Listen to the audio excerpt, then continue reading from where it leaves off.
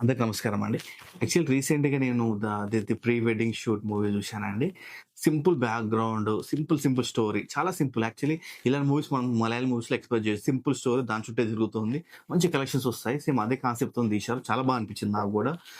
Values, hero hero acting, దాంతో పాటు జరిగే కామెడీ, మన 90స్ కిడ్‌లో ఆ బాబు ఉంటాడు గదా! తనది కామెడీ చాలా అన్నీ వర్కౌట్ అయ్యాయి. చాలా బా అనిపించాయి.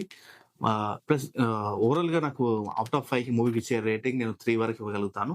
బట్ ఇది గాకుండా వేరే కంటెంట్ మాట్లాడదాం అనుకుంటాను 1 మినిట్. యాక్చువల్లీ చాలా మంది రివ్యూస్ ఈ మూవీకి వేరేలాగా ఇచ్చారండి. ఎలా అంటే కంప్లీట్ 200% పాజిటివ్ అని చెప్పారు. ఇందులో 200% పాజిటివ్ అయితే ఏం లేదండి. ఓకే. అన్ని మూవీస్ లాగానే కొంచెం మైనస్ ఉంటాయి కాబట్టి ఇందులో కూడా మైనస్ ఉన్నాయి. బట్ చాలా మంది ఏందంటే వీటిని ఎలాగా రివ్యూ ఇచ్చారో ప్రతి మూవీని అలా ఇవ్వట్లేదండి.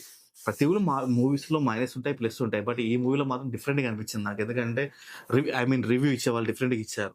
అంటే చిన్న సినిమాని ప్రోత్సహించాలని చెప్పి అనుకుంటున్నారు. నా దృష్టిలో చిన్న సినిమా అయినా, పెద్ద సినిమా అయినా ప్రతి సినిమానేనా అండి. అన్ని మూవీస్ ఒకేలాగా ఇవ్వాలి. చిన్న మూవీస్‌కి మంచి రేటింగ్ ఇచ్చి, పెద్ద మూవీస్‌కి అటు ఇటుగా టార్గెట్ చేయడం అలాంటివి నేను ఇవ్వలేను. మీరు కూడా ఇవ్వకండి ప్లీజ్. Thank you.